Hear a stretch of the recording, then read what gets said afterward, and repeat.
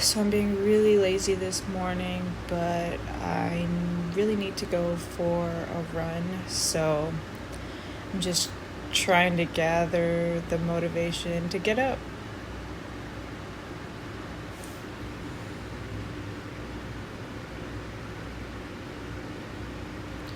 Okay.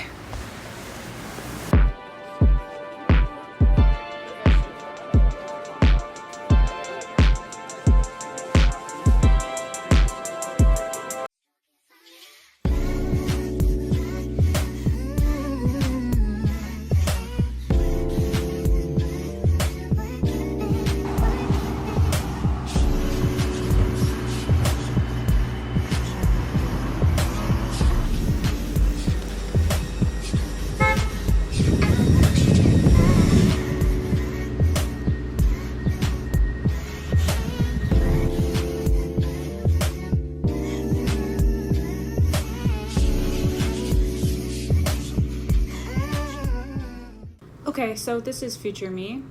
I was recording like half the video with no sound apparently, so I'm gonna record it again. Okay, so I'm all showered and looking somewhat presentable. Now that I'm on summer break, I'm really trying to run more. I've never been a distance runner, but I was a sprinter in track, so I have relatively poor endurance, but I feel like I have a strong recovery. So like I can run for a mile straight, but then have to take like a couple minute rest before I can keep going. So I don't know. I'm trying to run once a day. We'll see how that goes. I ran yesterday and I ran today. Over the weekend, I had a work field day where we were playing kickball and all sorts of fun games, and it was a blast. We had a good time. Still in a little bit of pain from that, but you know, powering through. Anyways, that is not the point of this video. The point of this video is to give y'all an inside scoop into my life. I'll tell you a little bit more about myself, why I chose PT, and then a little bit about how the application process went for me. So first of all, hi, my name is Taylor, and I am currently a DPT-1 here at the University of Wisconsin-Madison.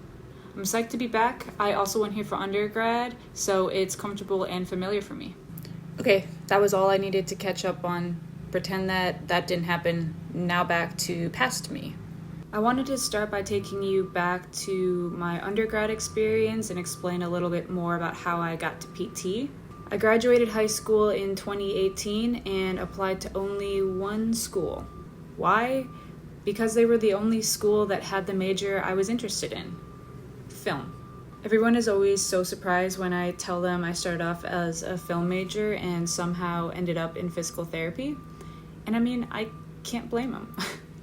It's a long story that I'm going to get into right now. Growing up, my first ever childhood dream was to make it in the film industry. I wanted to make movies for a living. I didn't care so much to direct them, I wanted to produce them. And I stuck with that dream into college.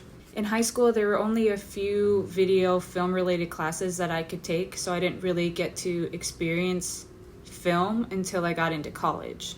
And I was curious to see what it'd be like. So UWM is one of the only schools in Wisconsin that actually has a really good film program, so it was always a no-brainer that I would go to school there. My first semester of college, I took 3 film classes and loved it. However, I remember sitting in lecture one day and the professor was asking us to share our stories and the success that we've already had, and I'm listening to all of my classmates share their success stories. They're already having their short films featured in film festivals, or they already have connections out in LA, and I had none of that. And it scared me.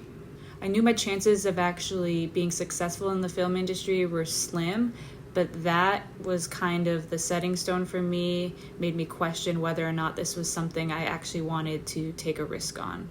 And ultimately, by the end of my first semester, I decided that I wanted to pursue psychology instead.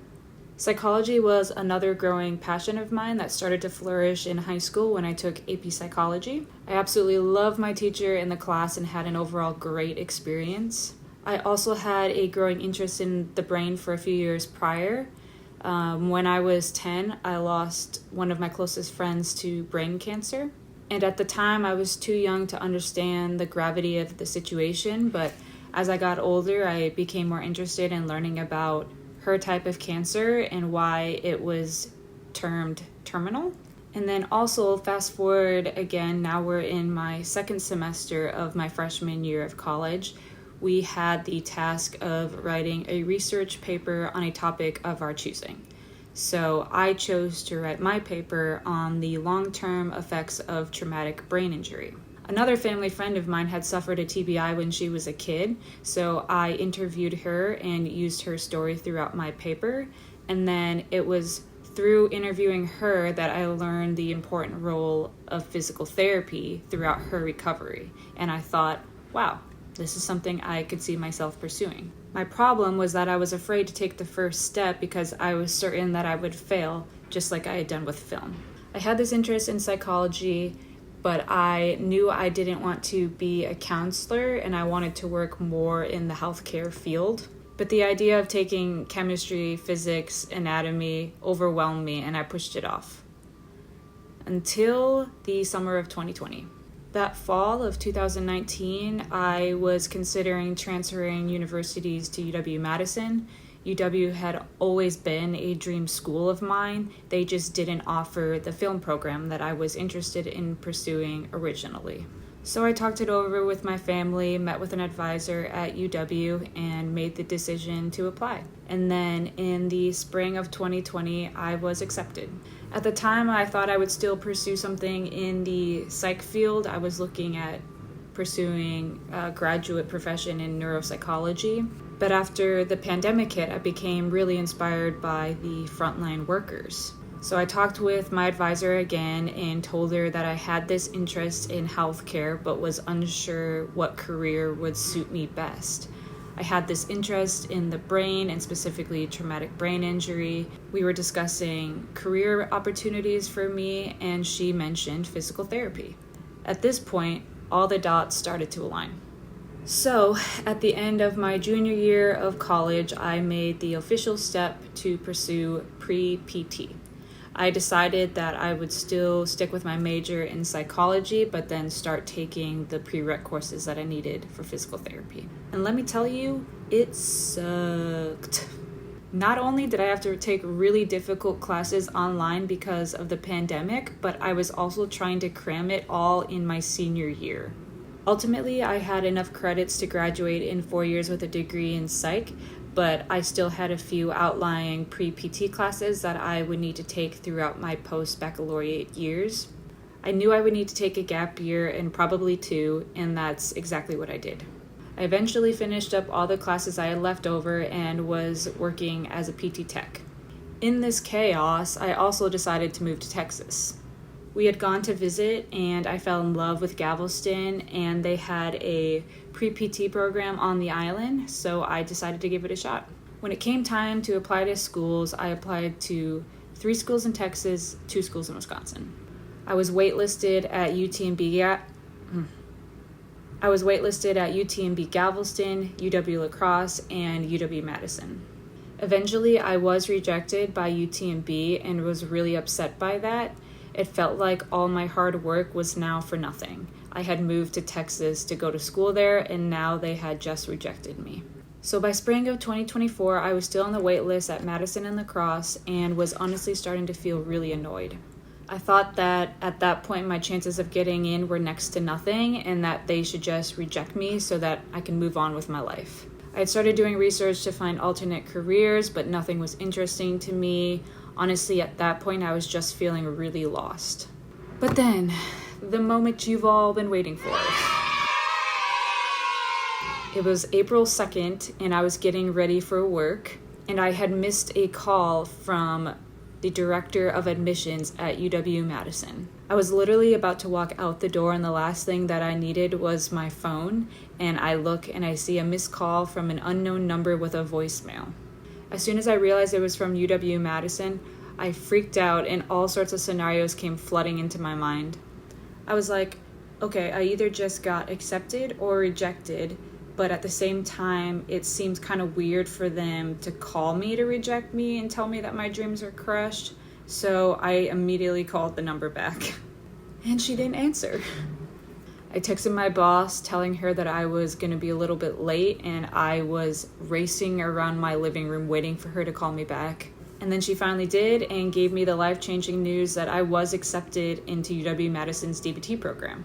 I honestly couldn't believe it. By then, most of my cohort had already been accepted in the previous months and had lots of time to process and prepare. I only had 1 month to process and move back to Wisconsin.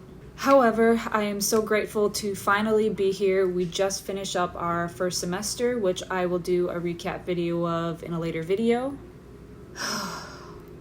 The last thing that I wanted to discuss before wrapping up this video was to be fully transparent and honest with my grades and GRE scores so that y'all who are applying right now can get a better idea of what to expect.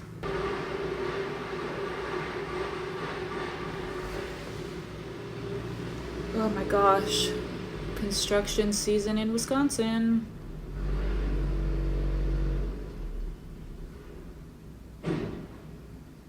You done? I think it's done. But before I get into it, I just want to emphasize that scores are relative. They're different for every person, subject to every institute. So I'm only providing mine to make a generalization, not to say that you need these scores to get in, or even if you have higher scores that you are already guaranteed to get in. What every program looks for varies each application period and also depends on the number of applicants that they receive. So my best piece of advice is to do the best that you can, but also realize that grades are not everything. I had minimum requirements and still got accepted. So, moving on. I'm going to start with my GPA, which is a little bit tricky in my situation because I attended 3 different schools, UWM, UW, and a community college. So I'll give the GPA for each university, but then also the combined GPA from all 3, which I calculated using an online generator. First up, my cumulative GPA, UWM was a 3.888, UW was a 3.472, MATC was a 3.50, making it a grand cumulative GPA of 3.62. Then my science GPA, UWM was a 3.835, UW 2.846, MATC 3.50, so my total science GPA was a 3.39. The minimum requirement for UW-Madison's DBT program is to have a cumulative and science GPA of at least a 3.0. Moving on to my prereq classes, I'd say that the majority of my grades range from an A- to B range. I did have 1 C and 1 BC. So now to observation hours. These vary program to program. So now, I need water. Water.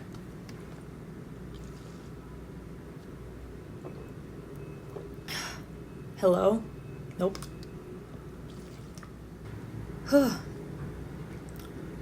Okay. I think that's better. No, it's not. I don't know. Anyways, now to, oh my gosh. Why am I losing my voice? I haven't talked this much my whole life. So for observation hours, these vary from program to program. My program required 40 hours, while others I applied to required over 80 or some none at all. I don't have a specific number to give for this because I racked up a lot of hours since I was a tech for 2 years. In addition to being a tech, however, I also tried to shadow at different clinics and different settings. I did a lot of outpatient ortho at different clinics. I did outpatient neuro as well as inpatient neuro, and then I also did a little bit of inpatient cardiovascular rehab. So in total, I probably had well over 1,000 hours since my tech job counted as well. My best piece of advice for this is to try to get as much experience as possible, even if your program doesn't require it, because number 1, still looks good on an application, and number 2, it helps to get you a better idea of if this is something you actually want to pursue. Lastly, I'll talk about my GRE scores.